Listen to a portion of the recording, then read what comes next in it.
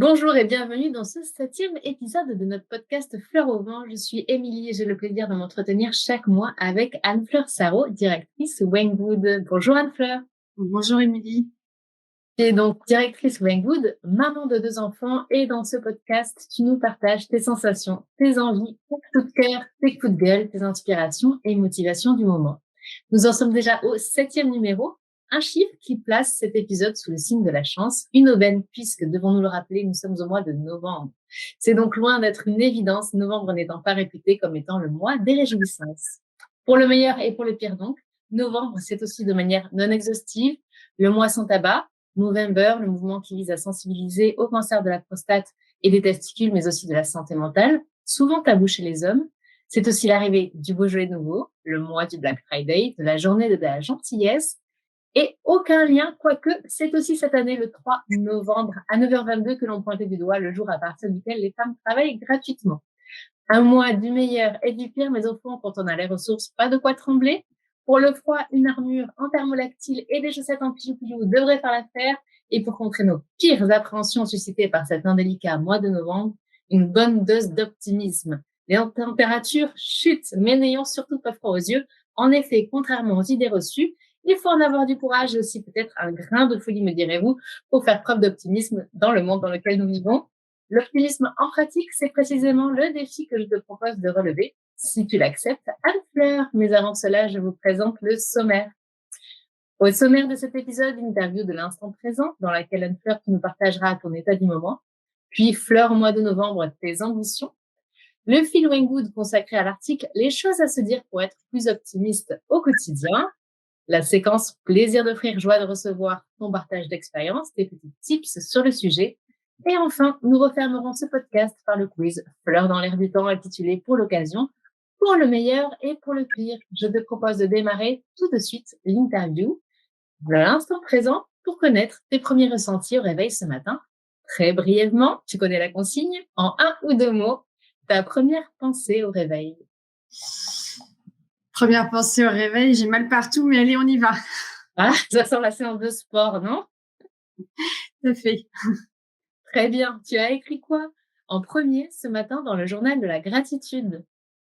Écoute, c'était lundi. Je me suis dit, on a bien géré ce week-end. On a fait tout le week-end avec les enfants. Tu sais, c'est les activités extrascolaires, les courses, les machines, etc. Là, on s'est rajouté, allez, on emmène ma fille chez le psy. On s'est rajouté, allez, on va chez le coiffeur pour mon fils. Et moi, j'ai dû travailler parce que j'essaye de, comme je te l'ai déjà dit, d'éviter de travailler pour travailler, mais là vraiment je voulais le faire. J'ai quand même été au sport, j'ai quand même été faire masser, donc je me suis dit c'est pas mal tout ça, donc j'étais contente, on a bien géré le week-end. Bon, bah, t'as encore 5 jours avant le prochain week-end, hein. On va essayer de tenir la route. La forme mentale de 1 à 5. 4. Ah, très bien, forme physique. Ça ça sent plutôt la bonne forme? Ouais, je suis plutôt 3, j'ai mal partout et c'est peut-être le sport, mais c'est surtout que disons que je suis tendue. Effectivement, bon, le sport aura fait du bien, je l'espère. Et puis, j'espère qu'on va se détendre surtout pendant ce petit On va podcast. essayer. Un mot pour définir ton humeur. Écoute, je suis motivée. La question de la motivation revient souvent. Je suis motivée, je suis confiante et néanmoins concentrée. Eh bien, très bien, justement. Et d'habitude, on parle de difficultés ou de stress à mentionner. Et puis, comme on est sur un épisode basé sur l'optimisme, je te demanderai une motivation. Une motivation, bah il y a beaucoup de taf, il y a beaucoup de difficultés, mais j'en ai envie, j'en ai les moyens, il suffit d'eux, donc je suis motivée. On a envie et on va y arriver. Fleur au mois de novembre, ton ou tes ambitions pour ce mois-ci? Écoute, que le mois se passe bien, comme tu dis, c'est pas un mois évident parce qu'à la fois t'as la projection des fêtes à venir, mais du coup l'organisation pour ça, t'as le froid qui arrive, les changements de vêtements, donc mon ambition c'est qu'il se passe bien, qu'on continue sur la lancée, qu'on prépare une belle fin d'année et puis qu'on se mette en préparation pour l'année prochaine. Oui, c'est vrai que parfois on a l'impression que toutes les planètes sont alignées et novembre, c'est un peu le chaos. Ouais, c'est un peu le chaos, ouais. Mais on va voir le verre à moitié plein. Tu le sens comment? Et effectivement, je n'accepte que la version optimiste, hein, pour le coup. Ouais, je le sens bien. Parfait. De quoi penses-tu avoir besoin pour y parvenir? Écoute, en te répondant, je repense à mon mois de novembre l'année dernière. L'année dernière, j'avais été confinée, enfin, la classe de ma fille fermée, puis ma fille a le Covid, puis. On avait annulé l'anniversaire de mon père. Enfin, j'avais pas pu aller à l'anniversaire de mon père, puis un week-end familial, tout ça. Donc, je me dis, ouais, j'ai besoin que ça continue comme ça, que ça soit bien différent de l'année dernière et de l'année d'avant, puisqu'on s'en est remis, on l'a traversé ce Covid, mais là, il a l'air, bon, il est là, hein, on l'entend. Mais si on peut essayer de continuer dans un mode un peu plus apaisé par rapport à ça. Alors, tu me diras, il y a plein d'autres sujets de tension, mais Oui. donc on a besoin d'envie, d'y croire, d'espoir, hein, je crois. Très bien, ça me va très bien comme réponse optimiste. Là, c'est la rubrique du Feel When Good, intitulée aujourd'hui Les choses à se dire pour être plus optimiste au quotidien, un article rédigé par Lauriane, à retrouver bien sûr sur notre site. Anne-Fleur, donc on te connaît optimiste quand même de nature, on sait que tu aimes faire front aux obstacles, à tirer toujours le côté positif, mais je te propose de fabriquer encore un petit peu d'optimisme à partager en faisant appel à ta mémoire pour dépoussiérer les informations dont on pourrait avoir besoin prochainement et travailler sur 4 conseils cités par Lauriane dans son article. Premier conseil, pardon, je gagne ou j'apprends, mais je bannis toutes ces prochaines fois où j'ai envisagé de mieux faire. La citation exacte est de Nelson Mandela, je ne perds jamais, soit je gagne, soit j'apprends. Quelle est pour toi la plus belle leçon apprise suite à une déconvenue? Déjà, je suis très en phase avec le principe de je gagne ou j'apprends. Tu sais, quand on me demande c'est quoi tes principaux échecs, c'est toujours un effort parce que j'en ai eu beaucoup des 10 échecs, mais effectivement, je vais plutôt essayer d'en retenir quelque chose et de m'en nourrir. Je te dirais que sur mes principales déconvenues, la leçon, c'est que la peur est un gros limitant, qu'il faut que j'essaye en tout cas ça résonne avec l'épisode dernier, mais Oui. c'est un ressenti, donc il est juste, mais il faut pas s'y arrêter. Il faut la regarder en face, dans les yeux, avancer. Donc comme je t'avais partagé, moi j'ai peur quand même plus. J'ai peur de me tromper. Et du coup, la leçon de toutes mes déconvenues, c'est que ma sensibilité, ma réceptivité au sens sont mon principal outil, mais peuvent dans certaines situations, dans des situations où j'ai peur, ça peut devenir un poids ou une faiblesse. Et donc, c'est ça que j'apprends à regarder en face pour mieux faire la prochaine fois, parce qu'il y a quand même une logique de mieux faire la prochaine fois, mais en grandissant, en apprenant, effectivement.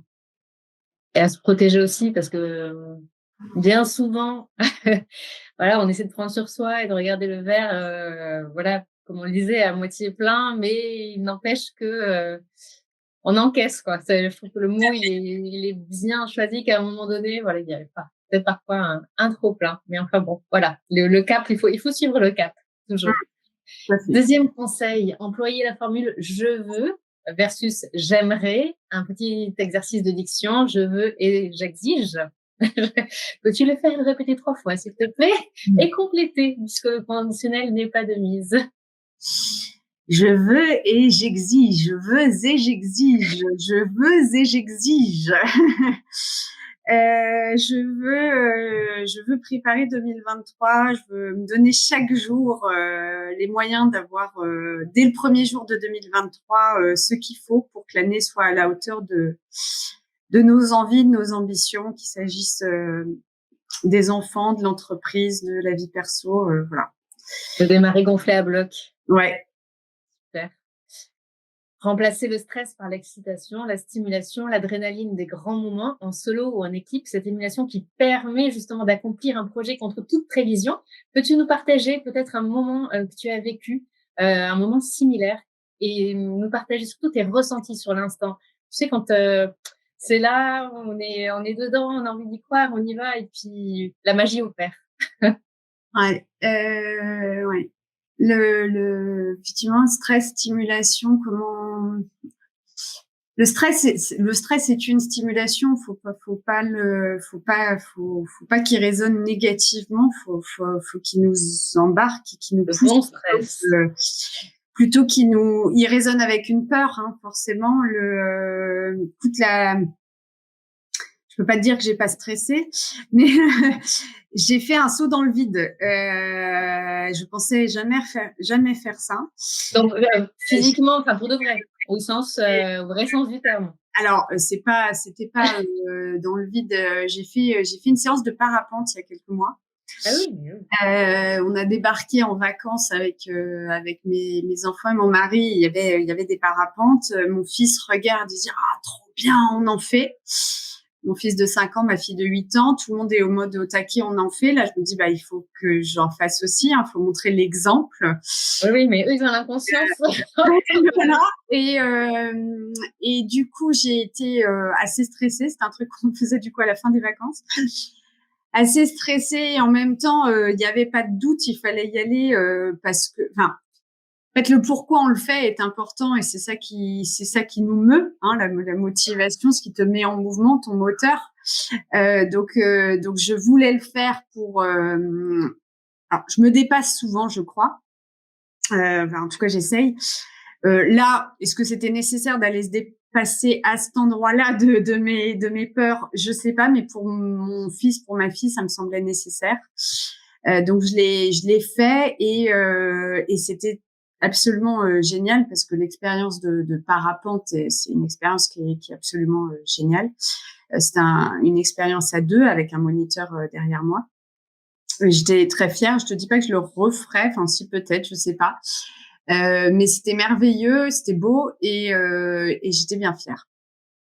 C'est beau. Est-ce que tes enfants savaient que tu avais peur et Oui, alors ça, c'est un truc qui est très compliqué avec les enfants, c'est comment tu peux partager les choses négatives que tu ressens ouais. sans les entraîner dedans et leur communiquer parce que voilà, les émotions, les ressentis, ça se partage pas.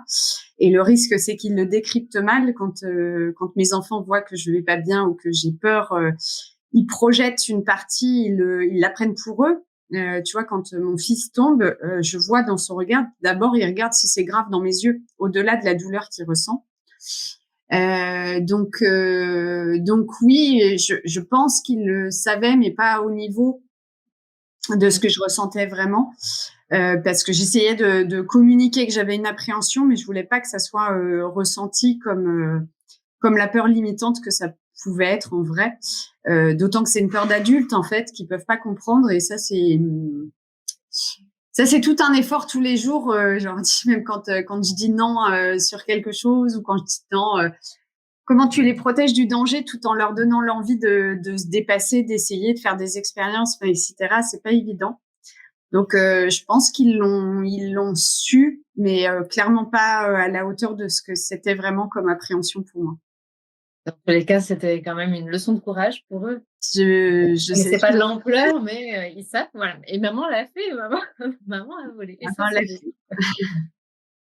4e conseil, on s'encourage davantage. La dernière fois que tu t'es dit, moi, c'est pas trop mal, en pro ou en perso, c'était quand? C'est tous les jours. Tous les jours, je pense.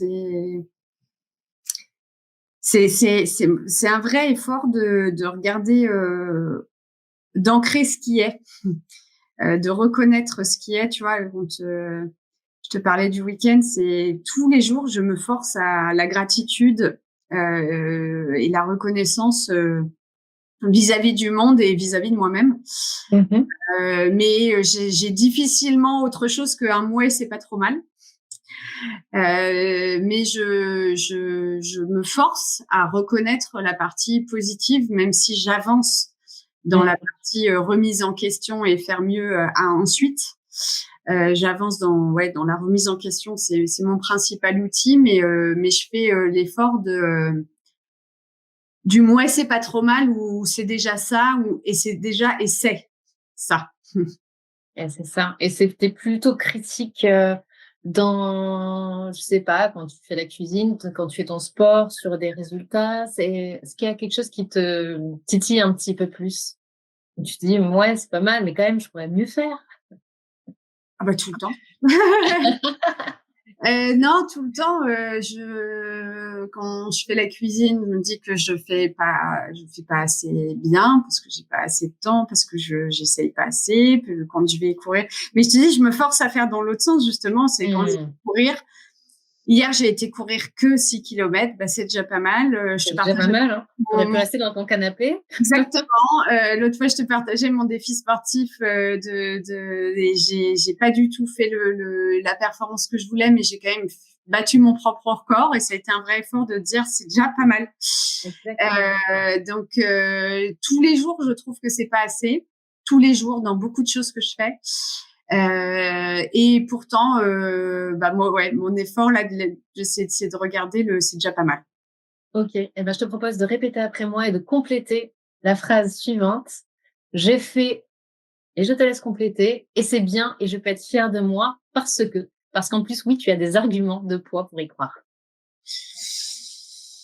J'ai fait mon meilleur temps sur 10 kilomètres, et c'est bien, je peux être fière de moi parce que ça faisait 10 ans que je n'avais pas réussi à progresser d'une seule minute par 10 kilomètres. Finalement, donc, si je résume cette séquence, il n'y a eu que des victoires ou de belles perspectives, en tous les cas, de réussite. Et je te propose de bien les garder en mémoire pour envisager et appréhender les sujets qui vont se présenter à toi, tous les futurs projets. Plaisir d'offrir, joie de recevoir. Nous sommes toutes différentes, donc ce qui marche pour les unes peut ne pas fonctionner pour les autres. Mais parfois, il suffit d'un déclic ou d'un mot qui va résonner en nous. Si tu avais un mot d'encouragement adressé aux personnes qui voient plutôt le verre de Beaujolais vide que plein, ou peut-être une lecture, un témoignage à partager, qui t'ont toi-même inspiré pour être optimiste, quel serait ce conseil? Ce partage, en tous les cas. Écoute, j'ai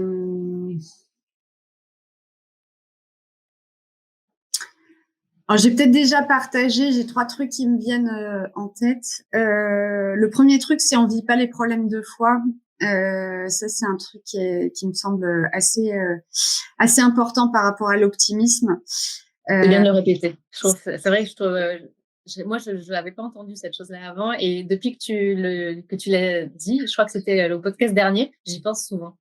Ouais, c'est vraiment, je pense, par rapport à l'optimisme, c'est vraiment la meilleure phrase qui peut me venir, parce que le cerveau est fait comme ça. Le cerveau est fait pour avoir peur, et ça, c'est l'instinct de survie, comme on le disait, la peur. Enfin, c'est ce que ça déclenche. Mais on n'avance pas en ayant peur, on n'avance pas en anticipant les problèmes. J'ai eu encore cette conversation avec mes enfants hier, où je sais plus qu'est-ce qu'ils me demandaient, qu'est-ce qu'on ferait si. Un petit saut en parachute, cette fois-ci, maman. Non, là, on était sur, tu sais, il y a eu le 11 novembre, donc ils m'ont demandé, c'est quoi la guerre? Est-ce que la France pourrait être en guerre? Est-ce que ils ont accueilli à l'école des enfants de Russie et d'Ukraine, donc c'est très concret pour eux. Et donc je me suis retrouvée de nouveau à leur dire, en fait, on va pas anticiper tous les problèmes et planifier tout ce qu'on fera ou ferait si ça arrive, parce que c'est autant d'énergie qu'on va gaspiller. Donc par rapport à l'optimisme, je pense que c'est vraiment ça. On a un plan A, et le plan, c'est de réussir le plan A. Et s'il y a quelque chose qui se met sur la route, ben on se remettra en question, on essaiera autrement, on essaiera autre chose. Mais d'anticiper tout ce qui peut se passer de mal, ça me semble pas être un bon élément. Et cette phrase-là de on vit pas les problèmes 2 fois est importante. Dans une autre couleur d'optimisme, c'est une phrase un peu bizarre que je vais te dire, mais C'est une phrase qu'on m'a rappelée il n'y a pas longtemps dans un moment difficile, donc je vais la partager. Une phrase que je me suis dite il y a quelque temps, c'est en décidant de rester, je serai celle qui sera quittée. Oui. Donc bon, dans ma vie perso, j'espère pas trop, mais dans la vie pro, voilà, ça arrive régulièrement d'avoir des gens qui veulent faire autre chose, ou d'avoir une histoire qui arrive au bout de son chemin et besoin d'un renouveau d'une manière ou d'une autre, et ou alors de céder une activité, enfin, etc. Et en fait, je me suis posé moi la question de est-ce que moi je voulais autre chose, justement, aller ailleurs, ou etc. J'ai décidé que non. Mais du coup, en décidant que non, je décide aussi, je permets aussi que ce soit les autres, que ce soit les projets ou les personnes qui me quittent. Et du coup, ça fait partie du jeu. Et il faut que je me le répète quand ça arrive. Oui, oui, c'est vrai, bah, oui, la vie bouge, faut pas le prendre de manière personnelle, mais enfin, ça peine toujours. On a toujours comme un petit bout, arraché. On a l'impression qu'on y a un départ comme ça qui nous blesse et qui nous laisse une petite trace, mais c'est vrai que c'est pas évident à vivre et nous, on doit continuer à avancer comme si de rien. Comme Oui, si tout à fait. Donc, c'est vrai que ça donne un bon coup à l'optimisme quand ça arrive, mais faut réfléchir et garder le verre tout entier par rapport à ce que tu dis de regarder la partie pleine du verre. C'est déjà le regarder en entier, c'est-à-dire que encore une fois, là, si on me quitte, c'est parce que je reste en fait. Enfin, c'est aussi, c'est pas c'est dans le sens, voilà, c'est normal dans un cycle de professionnel que les aventures ne durent pas forcément toute la vie, par exemple, et faut le regarder dans son entier. Et je pense que j'ai pas trop réfléchi à la projection de ça dans d'autres situations, mais voilà, souvent il y a des choses qui vont de pair et il faut essayer de les regarder dans leur ensemble pour les regarder mieux. Et le dernier truc dans l'optimisme, c'est pareil de regarder un peu mieux par rapport à tout ce qu'on va nous dire dans la presse, en fait, d'une manière ou bah, d'une oui. autre, ou dans les médias. Je te disais, j'ai fini hier la série We Crushed, la saison 1 de We Crushed, donc qui est une série qui raconte l'épopée WeWork, qui est absolument ouf. Et en fait, tu te rends compte assez régulièrement quand tu as un peu les coulisses des projets, des entreprises, des sujets dont on parle dans la presse, donc que ce soit les Mmh. photos des magnifiques femmes qui font les pubs de parfums et de sacs, ou que ce soit les épopées d'entreprises. On te raconte que un bout du verre, et peut-être qu'on te raconte la partie pleine du verre, et que du coup, toi, tu l'entends écraser, et tu te vois comme le vide du verre. Et c'est pas si simple. La partie pleine qu'on raconte, il y a une partie vide derrière. Bien sûr. Derrière beaucoup de succès d'entreprises, et on en parle aussi pas mal dans la presse en ce moment, mais ça fait plusieurs années qu'on est écrasé par des réussites d'entreprises qui consomment beaucoup d'argent et on le dit pas, qui ne trouveront jamais d'équilibre économique et de pérennité dans le temps, mais on le dit pas, ou ce genre de choses. Et donc, je dis pas, enfin, c'est juste la réalité, elle est souvent plus complexe que ce qu'on dit. C'est bien sûr, Quoi. oui. La fille qui pose dans le magazine, elle a les mêmes problèmes que chacun d'entre nous. Et là, elle est là, souriante, belle, fine, tout ce qu'on veut. C'est une certaine Ah, vision de pleine vie et de verre plein. Mais le verre au plus complet, il a une partie vide et il a une partie pleine. Et j'inviterais chacun, alors sans devenir enfin moi je suis quelqu'un pleine d'espoir et d'envie, et je crois quand même en l'homme. Mmh. Mais n'entendons rien comme un tout, entendons tout comme un bout de l'ensemble. Voilà. Et y compris dans les relations, c'est vrai que, quand on voit une personne, il faut se dire que voilà, l'image qu'elle reflète, c'est pas forcément ce qu'il y a à l'intérieur d'elle, et je trouve que ça apprend aussi, beaucoup, à être, un petit peu, ne serait-ce que de ne pas avoir d'a priori, de préjugés sur les personnes. De se dire que voilà, là, il y a une image, faut s'imaginer les gens avec leur sac à dos. Moi, je dis toujours ça.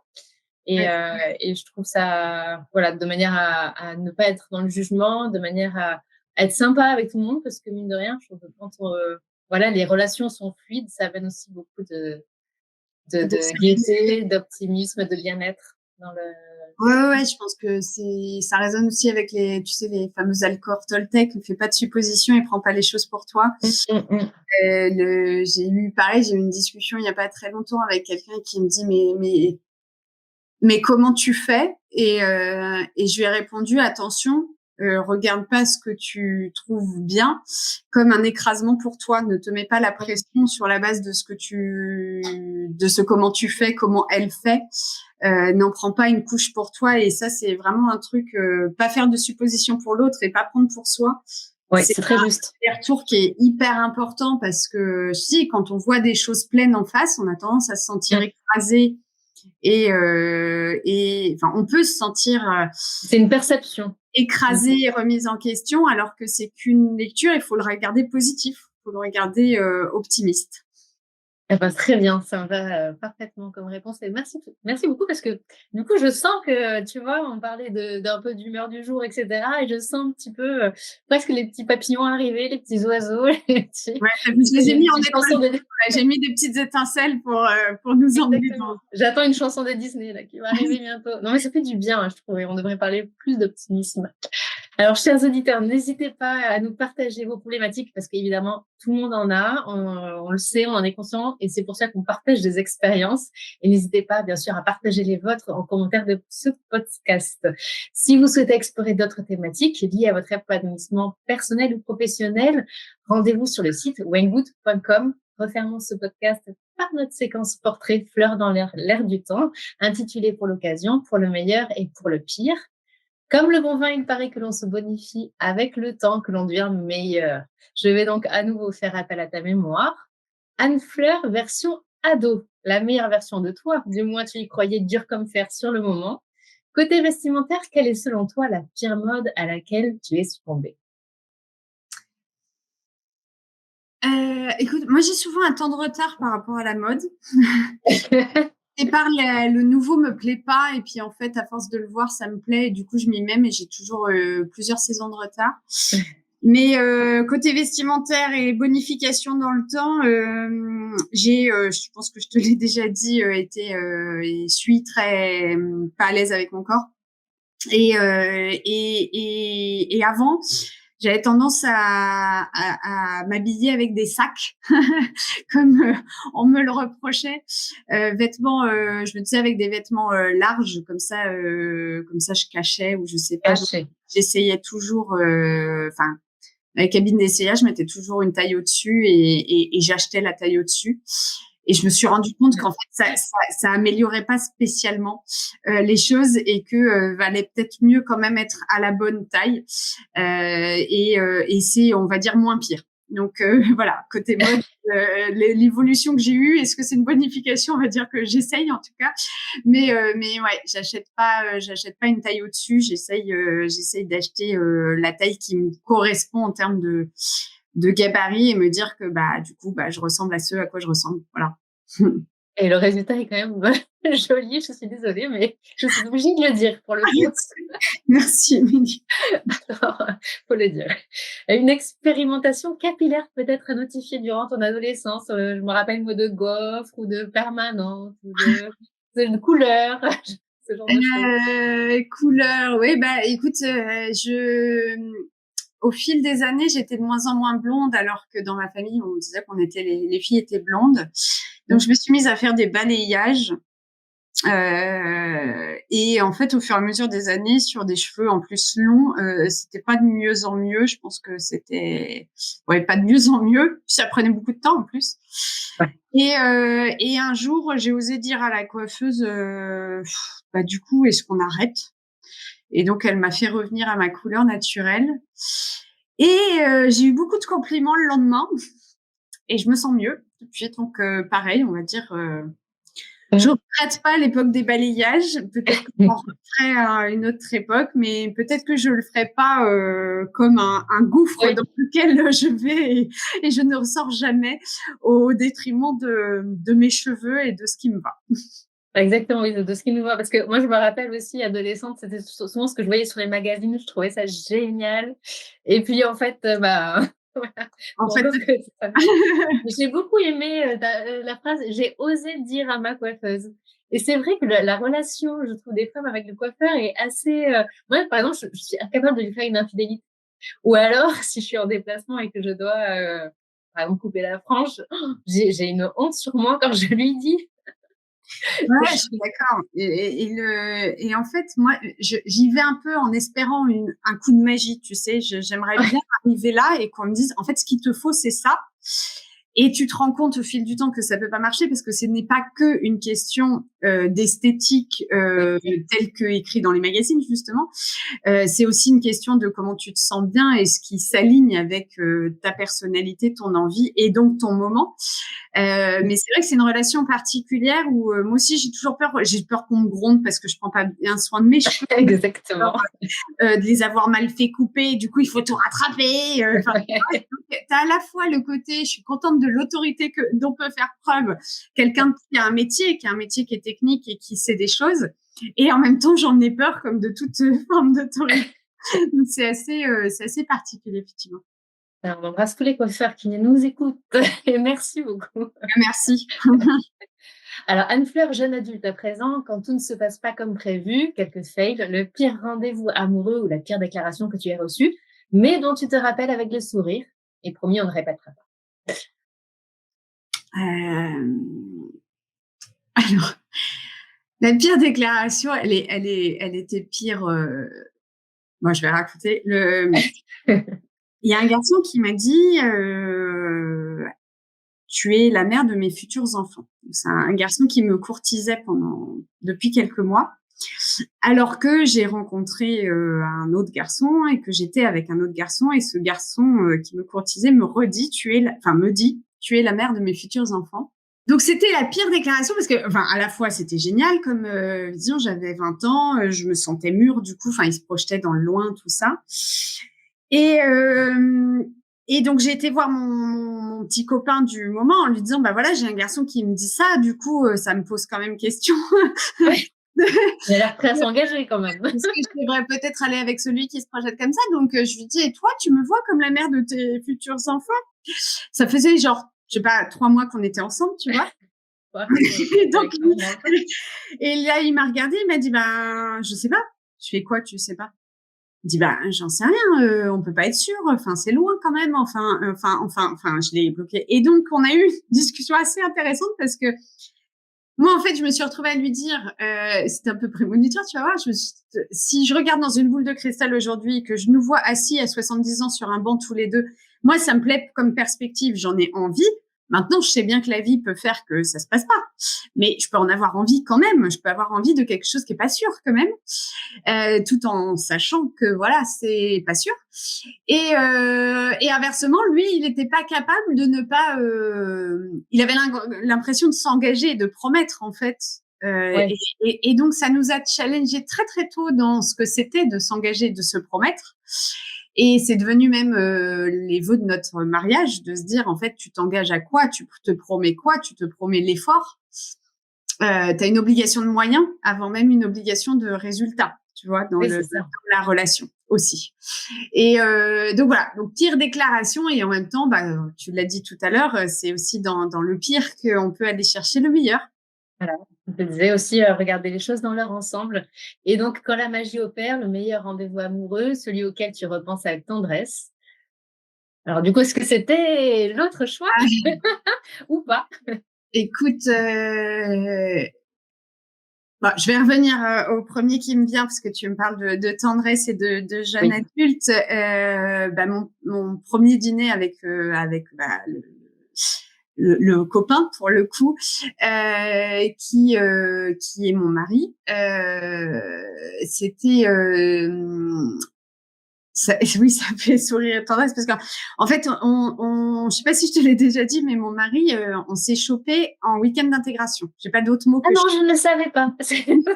Nous avons fait une école d'ingénieurs et nous nous sommes chopés parce que c'est comme ça qu'on dit à ce moment-là, surtout en week-end d'intégration. Donc, si tu veux, le pari de réussite, sachant que lui, bien sûr, arrivait à l'école en ayant déjà une petite copine. Oups, c'est Ah pas oui, bien. sinon c'est trop simple.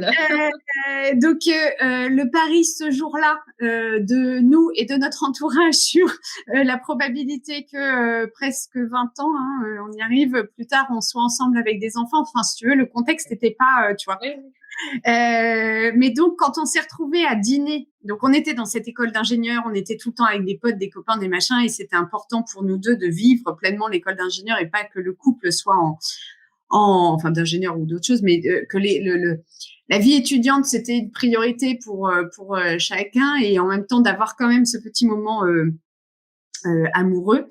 Voilà, j'étais dans mes petits souliers, on savait pas trop quoi faire l'un l'autre, est-ce qu'on devait s'inviter, machin, tu vois, on n'était pas dans le schéma de date comme on voit dans les séries. classique.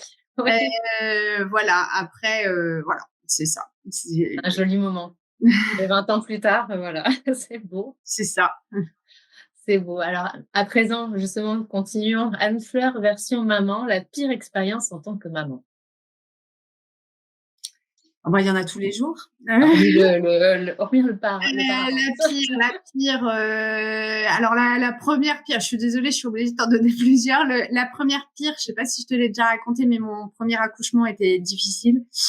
J'ai été endormie, je me suis réveillée, j'étais un peu délirante, et là on m'a dit vous verrez votre enfant quand vous serez calmé.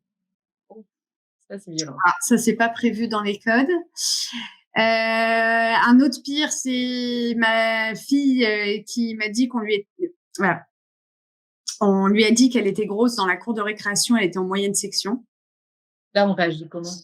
Comment on réagit? Je sais pas comment on réagit. J'ai réagi en lui demandant comment elle le pensait et le vivait.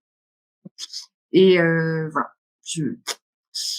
Mais ouais, de supporter ce que va être le regard des autres au travers de son enfant quand on en a en plus soi-même souffert, c'est un... Voilà. Ma fille a écrit dans son cahier une fois qu'elle voulait mourir. Ah non. Ça, c'était un de mes pires. Ouais. Et puis après, comme je te dis, c'est tous les jours parce que tous les jours, je m'énerve. Je m'énerve parce que je veux bien faire, que je fais pas bien, que ça m'énerve, que... Comme tu peux, surtout. Et oui, et en fait, le fait de m'énerver, vraiment, c'est pas ce que je veux transmettre, d'autant que quand on est en enfant, que sa maman s'énerve, ça résonne d'abord avec, et même dans la vie, hein, quand quelqu'un s'énerve en face, d'abord, ça résonne avec l'injustice, la petite fille, celle qui comprend pas, parce qu'il n'y a pas de bonne raison de s'énerver, souvent. Et du coup, le risque, c'est quand je m'énerve, qu'elle entende pas le bon message, en fait. Elle va retenir la peur. Elle va pas retenir le pourquoi. Tu vois, je me suis énervée parce qu'elle avait pas sa trousse, c'était pas avec son matériel de travail. Je me suis énervée parce que elle a eu une mauvaise note et que elle est à côté de moi là, la note, et que elle avait pas appris sa leçon et l'énervement. Cache le message, en fait. Ça cache le message et elle va retenir la colère, elle va pas retenir le message important qui est derrière et qui est pour son bien et qui est pas, c'est pas dans l'absolu. Est-ce que c'est grave de pas avoir sa trousse? Non. Mais c'est un outil d'avoir une trousse pour travailler correctement et pourquoi c'est important de travailler correctement, etc. Donc voilà, le pire, c'est un peu tous les jours dans ça. Dans le fait que c'est, comme tu dis, je fais au mieux, mais c'est pas assez. Et quand, malgré tout, je m'énerve, c'est pas bien. Et après, j'essaye, partie positive et optimiste, de quand même identifier et aller au calme, repréciser le propos en disant que j'aurais pas dû m'énerver, que c'est pas ce qui doit se passer, et en essayant d'aller voir si elle a entendu la partie utile de mon propos. Parents, le métier le plus difficile du monde, on le dit, hein, et c'est pas pour rien. Et la meilleure expérience en tant que maman, j'imagine que c'est aussi un petit peu tous les jours, du coup. Oui. Oui. Qu'est-ce qui me réjouit le plus quand je vis le talent d'un de mes enfants, hein, c'est pour moi un des rôles de parents, c'est d'amener l'enfant vers son territoire d'excellence, son endroit où il est bon, où il s'épanouit, où il se développe, où il grandit, etc. Et donc, il y a tout ce qu'on parcourt à l'école, il y a tout ce qu'on parcourt à côté, comment il se construit là-dedans et comment il se définit. Donc, quand je vois des bribes de ça, des choses qui font sa spécificité, son unicité, ça me réjouit. Et l'autre truc, c'est quand j'entends, j'ai l'impression, après, tu t'es pas, enfin, c'est difficile de regarder ses enfants de l'extérieur, on va dire, mais j'entends une certaine maturité. Comme je te dis, je crains de mal dire. On est adulte, on sait pas eux où ils en sont précisément, ce qu'ils comprennent pas. Quand j'entends, parce que je les vois en situation sur certaines choses, et donc je devine quand même qu'ils ont entendu le vrai propos, comme je disais tout à l'heure, et pas le je dois parce que maman elle a dit. Ça me réjouit parce que voilà, enfin un enfant c'est juste magique, c'est de constater combien un enfant croit que tout est possible et qu'il peut tout. C'est quelque chose que tu as envie d'encourager, d'entretenir, et pour autant Je vais te dire, tu sais qu'à un moment donné ça va partir, tu sais pas parce que t'as pas déjà été parent, tu sais pas pourquoi ça part. Mais tu sais que la joie pure, elle part. Tu sais que l'envie pure, elle part. Tu sais que l'effort qui est mérité, enfin qui est utile parce que tu peux te dépasser. Enfin, et donc de préserver ça ouais, et de l'encourager un maximum. Et donc voilà, moi je veux qu'ils aient les clés de dire ce qu'ils veulent et d'apprendre, regarder les situations sans les subir. Donc dès que j'ai des petites bribes qui me font penser que ça se cultive, on va dire, tu vois, t'es comme un jardinier qui essaye de cultiver le truc, et dès que tu vois qu'il se passe des choses, même à l'insu de ce que t'as calculé ou t'as voulu, ça fait du bien et ça encourage. De belles petites victoires du quotidien. Mmh. À faire version travail à présent, le pire projet et pourquoi? Alors j'ai la chance, j'ai pas trop de pires projets. Le pire projet, c'est celui qui a été imposé. Celui qui a été imposé dans le sens, imposé, je veux dire, à un moment donné, on fait les choses pour le client, pour l'actionnaire, c'est pas forcément, on peut pas tous choisir, mais imposé dans le sens subi, dans le sens pas compris. Mon métier, comme je dis souvent, c'est de faire avancer les hommes et les machines vers les projets, vers les clients. Ça m'est arrivé de bosser sur des projets. Enfin, j'en ai en particulier un en tête où l'équipe n'adhérait pas au projet et à la façon dont on allait le faire. Et je me retrouvais moi comme chef de projet coincée là-dedans. Et c'était dur parce qu'en fait, à un moment donné, il faut accepter le projet dans ce que tu en comprends et pour déployer l'énergie qu'il faut pour le dérouler. Et donc le projet qui a été imposé dans le projet qui est subi vraiment et sur lequel on n'arrive pas à franchir le cap on comprend pas, ok, mais on accepte de le faire. On comprend pas la décision, mais à un moment donné, il faut quand même accepter. Donc même quand on comprend pas la décision, il faut qu'il y ait une phase d'acceptation, sinon le projet c'est vraiment dur, c'est laborieux, et quand tu es chef de projet, c'est l'enfer. Et après le pire projet, mais ça c'est plus pour l'affect, c'est que je me suis retrouvée plusieurs fois à gérer des projets pour ensuite les quitter. Et moi, je suis pas une mère porteuse. Je comprends. Donc, je suis pas une chef de projet porteuse. C'est-à-dire que, je suis contente que le projet vive sa vie sans moi. C'est le projet. Pour les tenir par la main encore plus longtemps. Voilà, c'est pas dans le sens. Je veux pas garder mes enfants à la maison. Je sais qu'ils vont partir, tu vois ce que je veux dire, et que mon objectif c'est justement qu'ils aient les clés pour faire leur vie. C'est pareil pour le projet. C'est pas de les retenir mais quand ça part et que le projet va de manière ou d'une autre, c'est difficile. Mais c'est pas le pire projet. C'est juste que quand tu fais un projet et que tu sais que ça va être pour le laisser partir, c'est pas évident. Très bien. Le meilleur projet et pourquoi? Bah ça, j'ai une autre chance, c'est que j'en ai plein.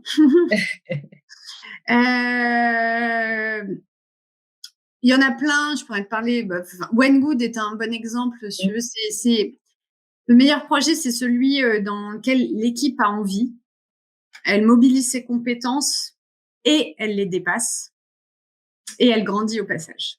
Quand on arrive à travailler sur un projet pour les clients, pour l'entreprise, qui permet à chacun de s'aligner, de se développer, de grandir, de mobiliser ce qu'il a et de le faire grandir. Enfin, tu vois, toujours le jardinier, mais un projet qui mobilise les talents des personnes en présence et qui les développe et dans lequel en plus personnellement certains peuvent s'épanouir et grandir, c'est le meilleur projet.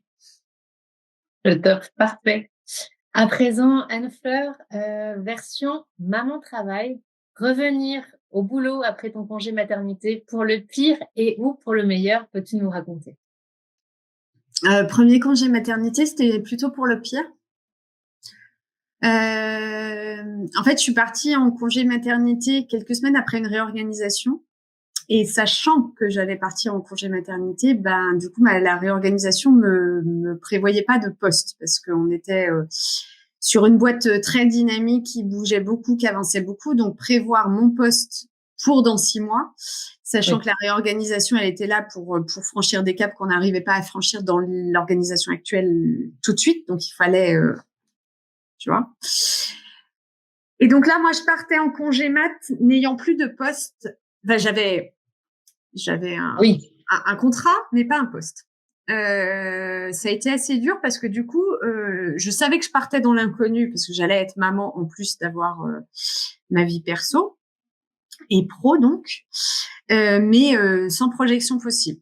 Bon après, en vrai, le retour, ce fut pour le meilleur puisque c'était les circonstances qui empêchaient mes employeurs de l'époque de définir une suite. Et la suite, elle s'est définie pendant mon congé mat. J'ai eu contact avec eux plusieurs fois pendant le congé mat. Et ils ont, je pense, choisi une voie qui était une des plus belles marques de confiance qu'on pouvait me donner puisque j'ai pas du tout eu le même poste qu'avant. J'ai eu un poste de gestion d'activité alors que j'étais chef de projet et ça a été un bon rebond pour la suite. Belle marque de confiance, c'est vrai. Ouais. Et du coup, après le second congé mat, il n'y en aura pas de troisième. C'est ce que j'allais te poser. Et alors le second?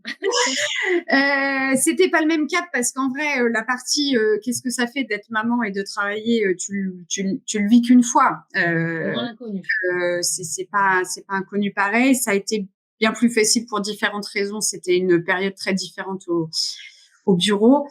Après, ça a été plus difficile, mais différemment. C'est que 2 enfants, c'est pas un, et c'est pas la même gestion. Surtout que l'écart d'âge, ça implique des problématiques nouvelles et différentes. Et en fait, plus les enfants grandissent, plus ils le demandent et expriment. En fait, quand ils sont en bas âge, c'est un sujet, mais c'est un sujet de logistique, c'est un sujet d'organisation. C'est de parer à tous les besoins.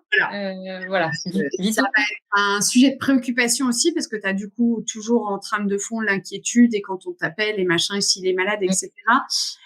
Quand les enfants grandissent, en plus, ils ont des aspirations, des attentes et ils les expriment. Donc, voilà, tous les matins, les enfants me demandent si je rentre tôt. Quand j'ai une contrainte, un dîner ou même un moment de plaisir pour moi le soir, c'est un problème pour eux. Il faut l'assumer, il faut leur dire et l'assumer. Donc c'est en ça que c'est devenu un challenge entre le pire et le meilleur sur le temps, mais le second congé mat, c'est assez bien passé. Très bien. Anne-Fleur, version les jours off. Je te propose un karaoké, pour le meilleur ou pour le pire? Pour le meilleur. Chanter, ça fait du bien, ça met en joie, ça réaligne. Tu vois, c'est un peu comme ce que tu me fais faire là, ça force l'optimisme. Le Beaujolais nouveau, pour le meilleur ou pour le pire? Ah, je suis désolée, le pire, je déteste le vin rouge. J'essaye, je goûte, mais j'aime pas. Donc, Beaujolais nouveau, non, vraiment pas. Très bien, alors on va remplacer le Beaujolais pour la prochaine question. Le combo, un karaoké pour célébrer l'arrivée d'un vin de ton choix. Ah bah ouais, je dis go. Go, OK. On chante juste ou Non, genre on chante et on boit du vin. On chantera encore mieux. Le pire lendemain de la meilleure soirée, celui qui commence généralement par plus jamais et un cachet de paracétamol, c'était à quelle occasion, si tu t'en rappelles? Alors, j'en ai pas eu beaucoup des moments de ce type parce que je me suis mise à boire de l'alcool assez tardivement, donc j'étais déjà beaucoup plus raisonnable que si je l'avais fait plus tôt, je pense. J'ai quand même quelques pires, et ce que je peux te dire, c'est que il y en a pas beaucoup. C'est déjà trop. Mais oui, en tout cas, j'en ai eu assez pour me dire vraiment plus jamais ça. Et il faut. En fait, c'est quand j'ai honte de moi le lendemain. C'est, Ah oui, tu- carrément. Attends, le mot honte, il est quand même. ouais, ouais. Et alors, ça challenge un peu parce que tu te dis donc, enfin, une soirée avec un peu d'alcool, ça veut dire un peu de lâcher prise. Et en fait, bah, ça fait un lâcher prise que je suis pas prête Assumer. à assumer derrière, peut-être. Qui me questionne sur le regard qu'on va avoir et comment on me perçoit et qu'est-ce que, enfin voilà. Et du coup, comme le pire, enfin ouais, ça me questionne sur les relations que j'ai encore avec les gens et la relation que j'ai au regard de l'autre ou au regard que j'ai à moi-même. Et donc, ce pire-là, je ne le veux pas parce que j'ai trop honte le lendemain. Très bien. Version, le meilleur reste toujours à venir. La meilleure nouvelle que tu aimerais recevoir d'ici la fin de l'année. C'est marrant comme formule parce que bah, je te dirais, c'est celle que j'ai pas encore osé aller chercher. En fait, là, ça fait des mois, comme je te partage, hein, mais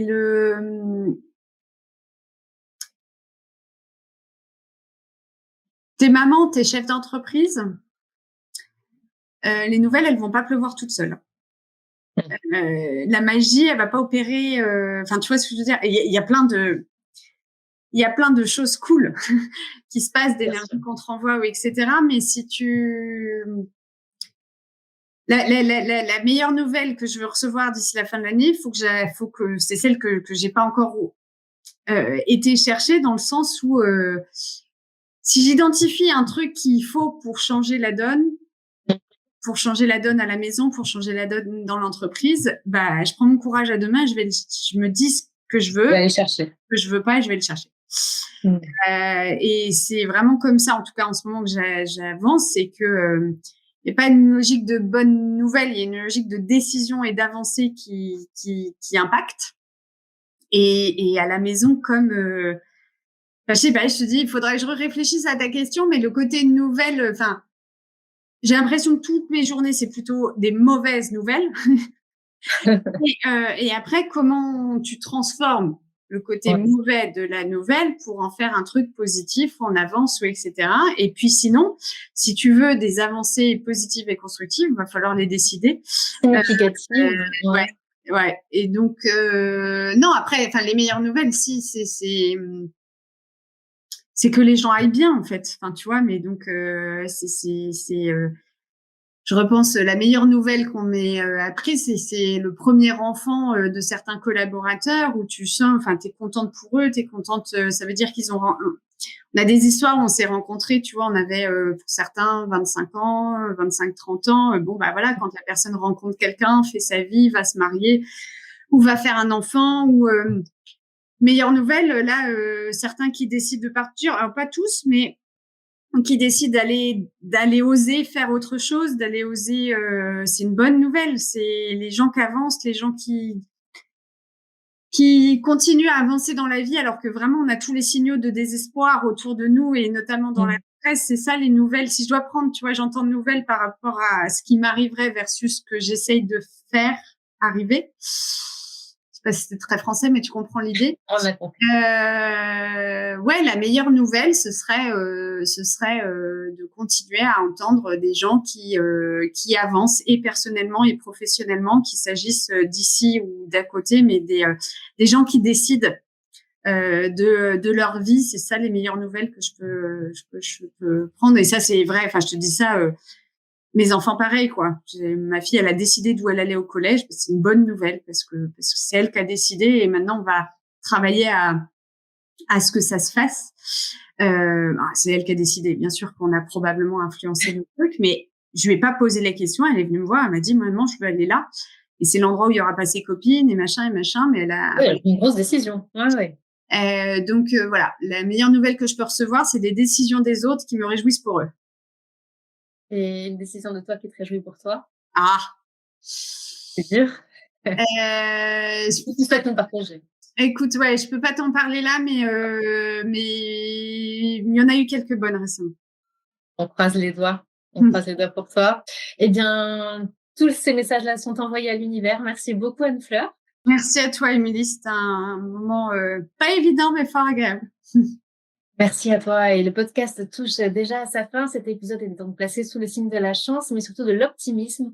Et n'oublions pas, oui, ça demande du travail et du courage d'être optimiste. On n'oublie pas les petits conseils aussi d'Anne-Fleur, en tous les cas, sur ses partages d'expérience, de se dépasser, c'est toujours important, et aussi de regarder les choses dans leur ensemble. Évidemment, rien n'est jamais tout bon ou tout mauvais, mais voilà, il faut savoir regarder les choses dans leur ensemble pour reculer et prendre un petit peu de perspective. C'est bien ça? Oui, tout à fait. Même quand on voit le pire, il y a du meilleur. Voilà, un petit mot peut-être avant de nous quitter? On est ensemble pour le meilleur et pour le pire, donc il faut prendre les deux. Très bien. Merci beaucoup, Anne-Fleur. Rendez-vous le mois prochain pour nous partager tes humeurs, tes doutes, tes envies, tes impressions. Merci à toutes et à tous de nous avoir suivis. N'hésitez pas à commenter et à poser des questions à Anne-Fleur en commentaire. Nous y répondrons dans un prochain podcast. D'ici là, vous pouvez trouver l'inspiration et les réponses à vos questions dans tous les articles, podcasts et vidéos. Je vous laisse avec cette citation de William Arthur, écrivain américain. Les optimistes enrichissent le présent, améliorent l'avenir, contestent l'improbable et atteignent l'impossible. Merci à toutes et à tous. À très bientôt. Merci, Émilie.